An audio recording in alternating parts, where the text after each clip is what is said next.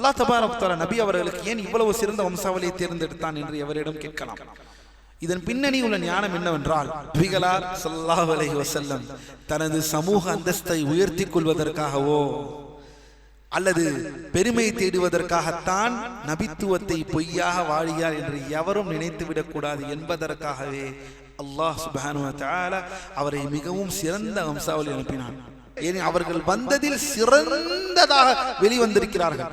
அதனால்தான் சொன்னார்கள், அல்லாஹ் சுப்ஹானஹு வ தஆலா கினானாவிலிருந்து குறைஷை எடுத்தான், குறைஷிலிருந்து பனு ஹாஷிமை எடுத்தான், பனு ஹாஷிமிலிருந்து என்னை தேர்ந்தெடுத்தான் என்று சொல்கிறார்கள் அல்லாஹ்வின் தூதர் ஸல்லல்லாஹு அலைஹி வஸல்லம். மேலும் அல்லாஹ்வின் அடியார், இதனால் தான் அல்லாஹ் அவரை மிகச்சிறந்த வம்சாவளியில் ஆக்கினான். இது போலவே அனைத்து இறை தூதர்களும் தங்கள் சமூகத்தின் சிறந்த வம்சாவளியை அனுப்பப்பட்டுள்ளார்கள். அவர் ஏற்கனவே உயர்ந்த வம்சாவளி இருந்ததால் அவருக்கு தனது அந்தஸ்து உயர்த்தி காட்ட வேண்டிய எந்த அவசியமும் அல்லாஹ்வின் தூதருக்கு இருக்கவில்லை.